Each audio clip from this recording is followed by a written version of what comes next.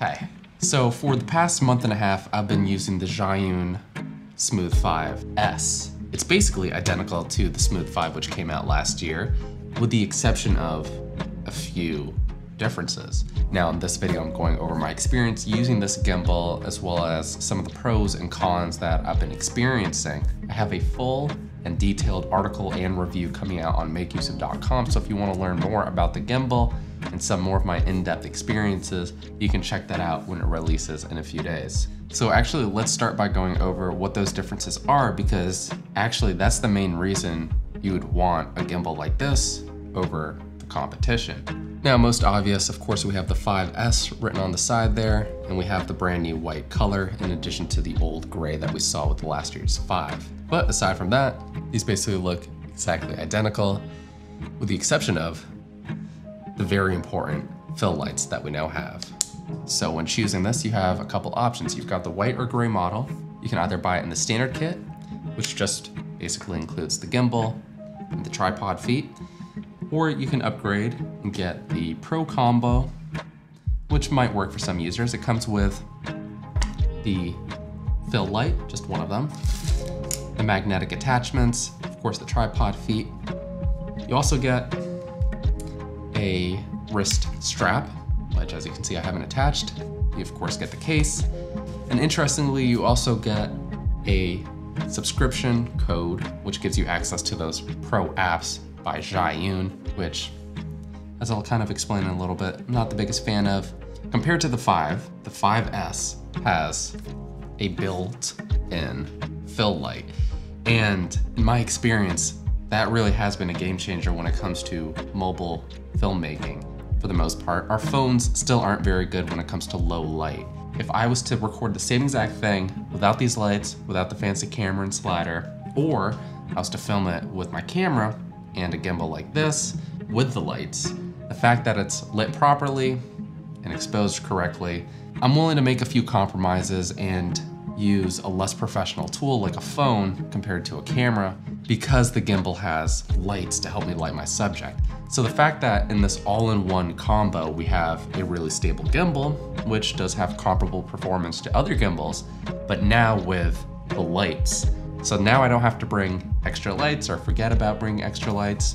And something that's really cool is using the controls on the gimbal, we can actually quickly turn on our fill light and using this wheel, adjust its brightness.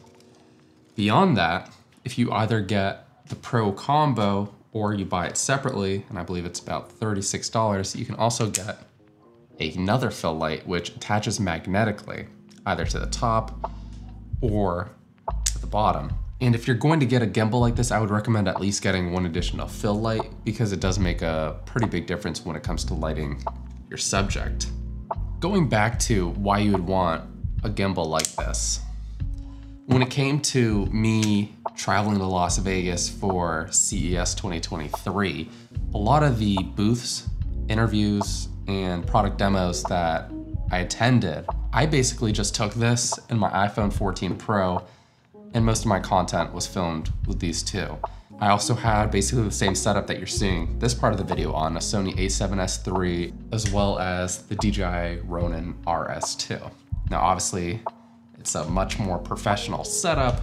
The shots look a lot more cinematic and buttery, but as you can imagine, it's also significantly heavier and harder to carry around. And when you're walking for hours, and I mean, I was doing probably like 10 miles a day easy, you don't want to carry that much around. So a much lighter setup like this can be a huge difference. And another good way to think about it is, am I more willing to take this out, set up a shot and film with this, or am I going to film with a heavier setup?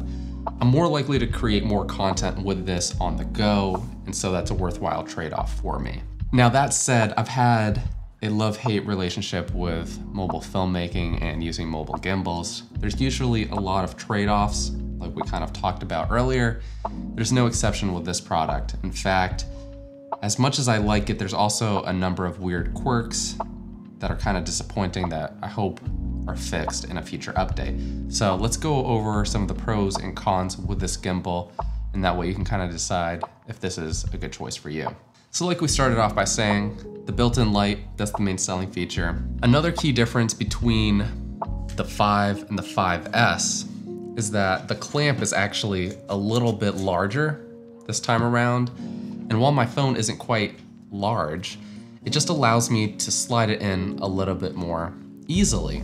You just have to slide it in at the top here. The only other adjustment that you have is this locking screw, and then you can adjust the arm that way in order to balance that access properly. Something that I've found is if you want to actually have it correctly balanced before you turn it on, it's very heavy towards the left, so I really need to push my phone to the right and extend the arm to the right as well. Now the thing is, if I want to have access to my lightning port, either for charging or to add a built-in, or rather an external microphone, that becomes extremely difficult. As you can see, the phone's clamp is almost to the very right-hand side of my phone. And we have our motor on the right-hand side as well, blocking our port. I have used, and I actually bought in an emergency situation at CES, a right-angled lightning to USB-C so that I could charge my phone and run it basically indefinitely. That said, I really have to push my phone a lot more to the left. It makes balancing a little bit more tricky, but at the same time, the phone clamp is not as firm and not as, secure around my device. And that actually has caused it to kind of droop over time if I'm shooting for a while or if I'm doing faster movements. So that's something I have to keep in mind. In the future, I'm not sure what they could really do about this, maybe redesigning how the phone attaches, but just ensuring that we have access to that port is definitely going to be very important. You control all the lights at the same time, either by turning them on or off, as well as increasing or decreasing its brightness. Something that I would like to see with a future model is the ability to change its temperature. So I believe this is 5,000 Kelvin. That's pretty good because it matches other studio lights pretty well. I think this is either at 5,000 or 5,500 Kelvin, and same with all my other lights. But what Zhiyun currently has instead of that is the use of magnetic plastic gels that you basically just attach to your fill lights. Doesn't attach to this one, it only attaches to the one at the top there. So this is kind of like more of an artistic look. You don't really have the ability to dial in, I want it at 6,000 Kelvin, I want it at 3,000 Kelvin. I'd much prefer that, and this is something I'm either gonna lose or just never use. Another big upgrade for me of the 5S compared to the 5 is the charging times. So if you have a compatible 15-watt charger, you can now quick charge this in 2 hours from 0 to 100%. Previously, the fastest you could do was 4 hours. So again, when it comes to events, shooting on the go, and you're just frequently depleting this, being able to top this off much quicker is going to be very important. Got the lights at like 50 to like 60% the whole time while you're running this. You're using a somewhat heavier phone like the iPhone 14 Pro, and you're also charging it. Your operation times are probably going to be closer to about 3 hours, maybe even less. Whereas if you don't have the lights on and you're not charging your phone off of the gimbal, you can probably extend that to about 4, maybe even 5 hours. When it comes to operation, we have a mode button here, and that changes our shooting mode. So we're in lock right now, we're in follow, and now we're in POV. Now, you probably can't see this too well, but there's a small screen at the very top here which identifies what mode you're in. With my bright light above me, I kind of have to look a little bit closely to see what mode I'm in. Some people have complained about this, but honestly, it's not a huge deal. Vortex mode is available with this. It allows you to get some pretty creative shots, though you do have to have a little bit of practice if you want to get the most out of this mode. Of course, you get the little tripod feet, whether you buy the Pro or the standard combo, and this allows you to place it on a more stable surface, so whether you're tracking, filming yourself, or just setting up a shot, you got more stability here compared to just placing it without the feet. Additionally, you can remove this and you've got threading on the side, similar to other gimbals, but not always available on mobile gimbals. And when I was doing my longer events like CES, I actually had this mostly in this position, as it just helped me distribute the weight, because this is actually relatively heavy and I'll get to that in just a moment. It just helps you get a little bit more control over your shots, and like I said, you can either drop your phone, you can help distribute the weight a little bit. Amazon's probably gonna be knocking on our door in just a second. Thank you. So that's another area that they've made this feel like a more pro mobile gimbal, despite the fact that we're, limited to shooting with our phones. Another way that they've also made this a more pro gimbal is with our wheel on the side here, with a compatible app, which I'll get to in my full review. I'm not a fan of.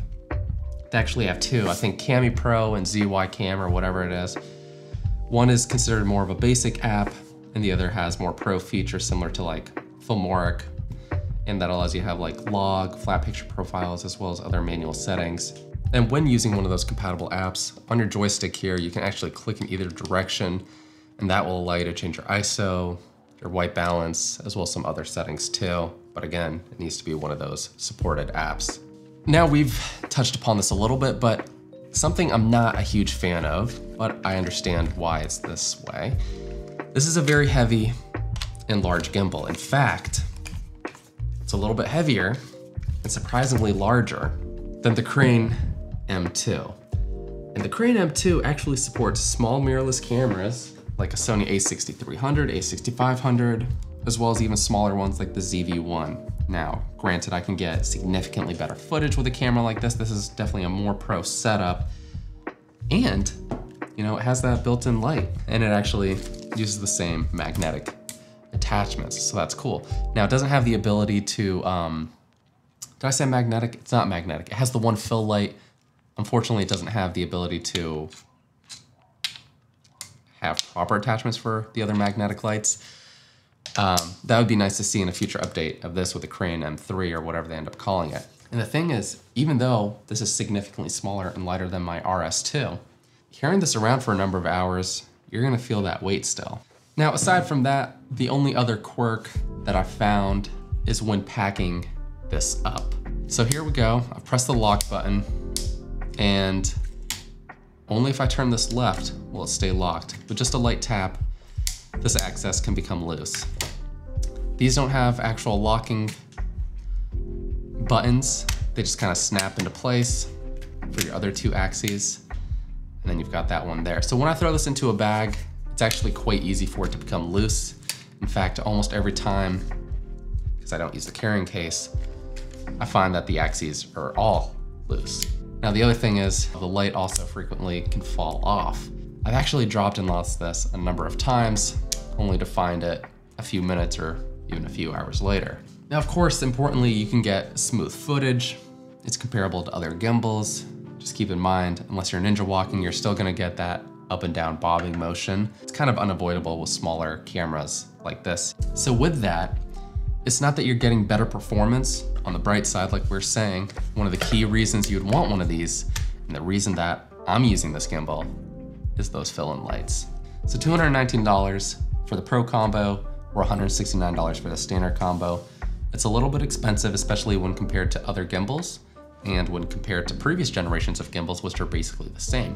So the reason you'd want to pay the premium for this gimbal, again, is to have access to the one built-in fill light, as well as the addition of the magnetic fill lights. So that's been my experience using the Zhiyun Smooth 5S. A pretty unique gimbal. Not a lot of competition at this point, despite the fact that it has similar performance to other gimbals. Yes, it's expensive, but if you want the addition of those fill lights, it's one of the only choices that you have right now. Like I was saying a little bit earlier, I'd probably just get the standard combo and probably buy the fill lights separately, as I don't really use any of the additional accessories or the included software package. So let me know what you think about these gimbals in the comments down below. Like I said, I also have a full review and article coming out on makeuseof.com if you want to learn more. And until the next one, catch you later.